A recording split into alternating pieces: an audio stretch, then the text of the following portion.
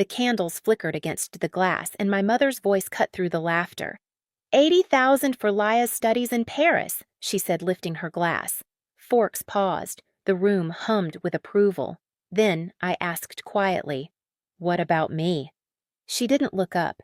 "You don't deserve any help." The air thickened perfume steak and silence. I smiled, nodded, and let the moment burn into memory. That was the last dinner I ever attended. 4 years later, when my sister's car slowed outside my $5 million house, she called my dad crying, and none of them knew what I'd done to get there. When I was 10, birthdays meant sitting at the edge of someone else's spotlight. Laya's cake always came with cameras, confetti, and a speech about her potential. Mine came with a bus pass and a lecture about independence. I remember the bus driver's name, Henry. He used to wave every morning as I climbed on backpack heavier than my shoulders could handle. The seat beside me was always empty. At home, everything revolved around performance. Mom measured love in results. Dad measured it in returns. When Laya joined the debate club, Mom called it leadership. When I joined robotics, she called it a hobby, not a plan. She'd walk into my room, wrinkle her nose at the tangle of wires and code scribbles. "Try something people actually notice, Alice." Leia got the newer laptop, the bigger room, the family's attention, like a steady spotlight. I got the quiet parts, editing her essays, fixing her phone, running errands in the rain. Mom said I was helpful. Dad said I was practical. Neither of those words felt like love. One summer, I won a local coding competition. I printed the certificate myself because the email said, "Congratulations, your project ranked first." I showed it to Dad while he was fixing the sprinkler. He squinted at it, nodded once, and said, "Well, that's a start." Mom never asked what the project was. Laya posted about her Paris exchange interview that same night, and the comments filled our family group chat until my phone died from the notifications. None of them were for me. Dinner conversations always circled back to her. Laya's professors, Laya's grades, Laya's charm. If I spoke, Mom interrupted with, "That reminds me, Laya had the same idea last week, so I learned to let silence do the talking. It hurt less than trying." By high school, I'd built a small app that tracked bus routes for students without cars. The local paper called it a clever idea. Mom called it time you could have spent networking. She clipped the article, but only because my last name was printed under the title. At graduation, they sat front row, perfect smiles, pastel outfits. Laya cheered for a friend across the aisle, while my name echoed through the auditorium. No one stood. I remember clutching my diploma like proof, not pride. That night, Mom hugged Laya and said, "I'm so proud of both my girls, especially you, sweetheart." I smiled because the camera was on. Later, alone in my room, I pinned the bus pass above my desk, right next to the certificate no one cared about. The rain outside hit the window in slow rhythm like a metronome keeping score. That was the night I understood the math of my family. Laya equaled light. I equaled silence. The night of the Paris dinner, the air smelled like polished silver and overcooked meat. Laya sat across from me, her face glowing under the chandelier, rehearsing French phrases, while our mother corrected her accent between sips of wine. I'd spent the day fixing a bug at the cafe's Wi-Fi, my fingers still smelling faintly of espresso and burnt circuits. Dad cleared his throat. "We've finalized everything. $80,000 for tuition, rent, airfare. Laya deserves to focus on her studies, not money." He said it like an announcement, not a decision. Mom nodded proud, her pearls catching the light. I thought he must have misspoken. 80,000! My fork froze halfway to my mouth. "That's the whole thing." He nodded once. "Of course, it's an investment in her future." The word investment stuck like a stone in my throat. I swallowed, forced calm, and said, "I'm short on my dorm deposit this semester. 2,000 would help. I'll pay it back." Mom didn't blink. "You don't deserve help, Alice." The sound wasn't loud, but it landed like glass cracking. Even Laya stopped smiling. I waited for Dad to correct her. He didn't. He just refilled his wine and said, "We put money where it brings returns. You made your own choices." Something inside me went perfectly still. The hum of the chandelier, the scrape of knives, the smell of candle wax, every detail pressed into my skin like a photograph. I smiled once, small and sharp. "I understand." No one answered. the moment folded into itself like a file closed and archived. When I stood, the chair legs screeched across the floor louder than anything I could have said. Outside, the air was cold. Seattle rain had just started tapping on my windshield like fingers counting time. By the time I reached my apartment, my phone was still buzzing with messages. "Don't be dramatic. You'll regret this." I turned it face down and watched the screen go dark. That was the night I stopped asking for fairness, and the night I started building something no one could take credit for. The next morning, I deleted every family contact from my phone. No ceremony, no tears, just names turning to blank space. The silence felt cleaner than any apology ever could. My studio in Capitol Hill was small enough that the heater clicked every 10 minutes. The walls smelled faintly of detergent and burnt toast from the neighbor's kitchen. I made coffee, opened my laptop, and built a new folder life plan. Inside it, I logged 3 files savings goals projects. I wasn't sure what I was building, only that it would run better if no one else had access. By day, I brewed coffee for strangers, fixing the cafe's Wi-Fi when it crashed. By night, I coded under the yellow desk lamp, the hum of rain constant against the glass. I tracked every hour, every cent, measured life in small returns. My only rule was simple: document everything. When people leave holes, data fills them. A few months later, I landed a part-time IT job at a logistics startup downtown. Glass walls, whiteboards, the faint scent of new carpet, and ambition. My badge read Wayfinder Labs, contract engineer. 12 people shared that office, but at night it was mine alone. I stayed after hours testing lines of code until the sun tinted the blinds gray. That was when Arjun noticed me. He leaned over my desk one evening, watching my screen glow. "You're optimizing delivery routes." I nodded. "Just a side project." He smiled. "Then make it your main one. If it works, we'll pitch it." We did. 2 weeks later, Wayfinder Labs had a prototype and a name for the module Wayfinder. We tested it with small businesses, coffee shops, bakeries, flower deliveries. Each data set I cleaned felt like reclaiming a piece of the control I'd lost at that dinner table. I kept everything: notes, fuel logs, emissions reports, client emails. When the pilot succeeded, Arjun called it innovation. I called it proof. Zoe, my roommate, sometimes dropped by the office with takeout. "You're obsessed," she teased, handing me a warm paper bag. "I'm building distance," I said.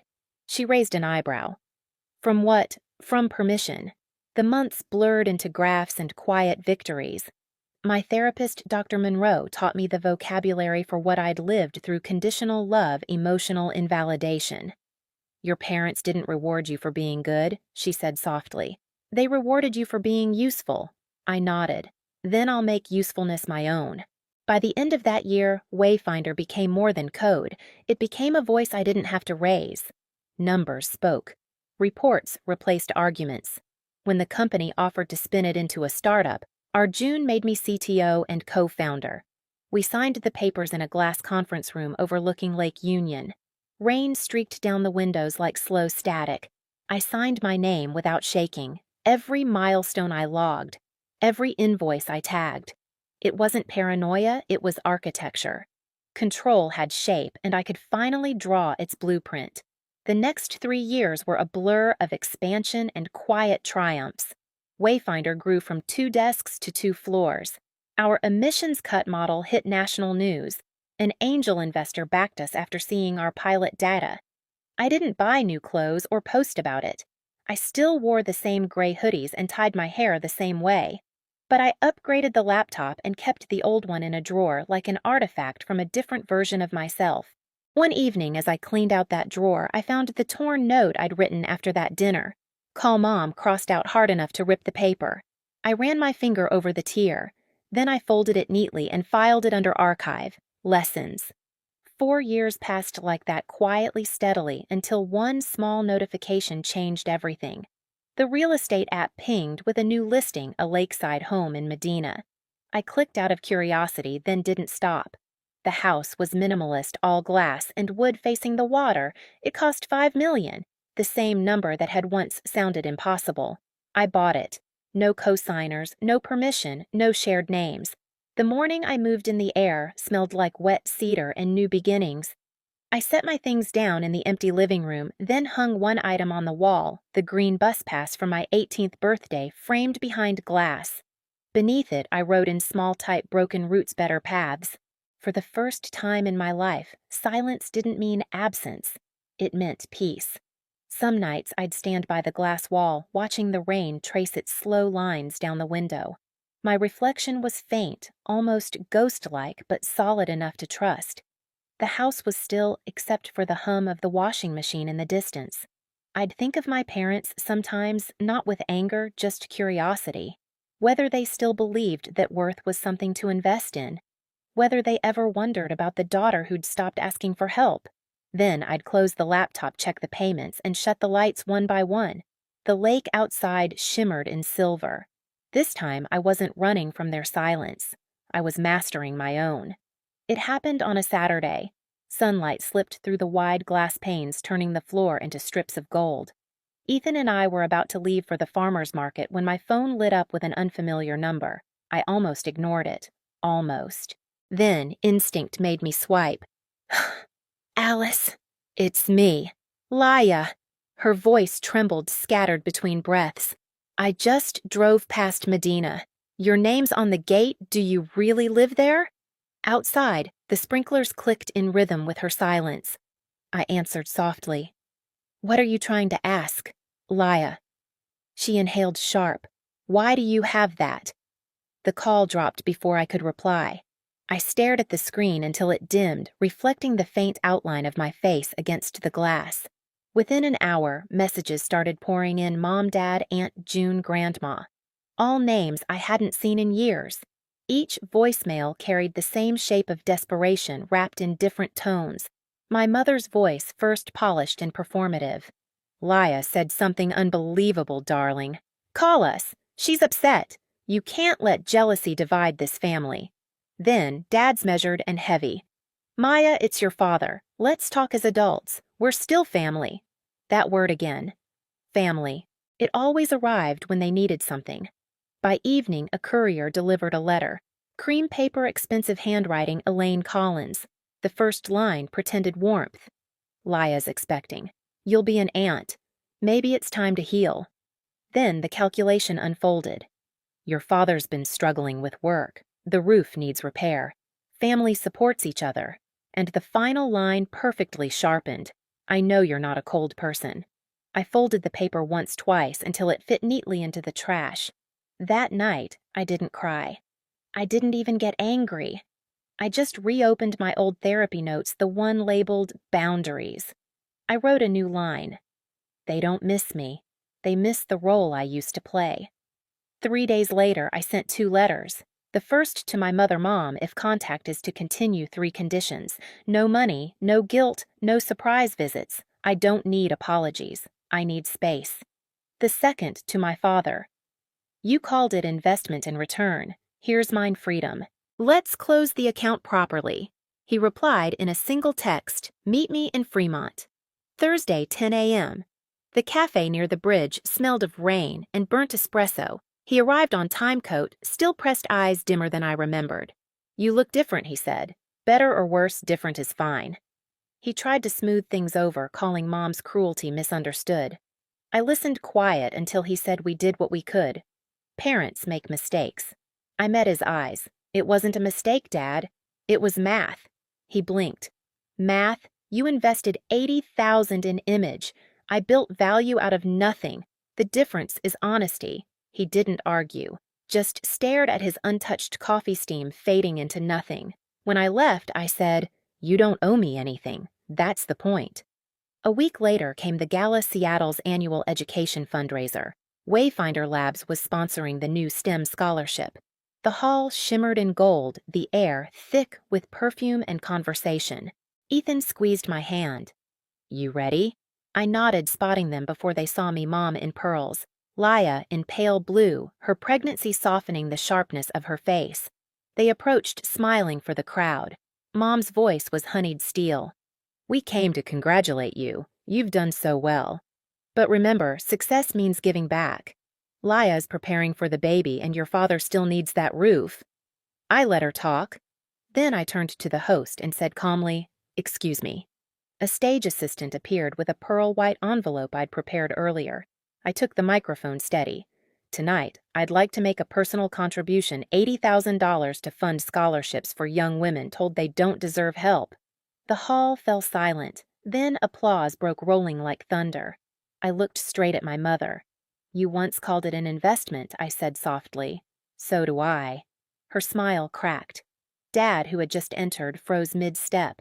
The spotlight hit the check, $80,000, signed by Alice Collins. It glowed under the lights like quiet justice. When the applause faded, I walked off stage past their stunned faces into the cool Seattle night.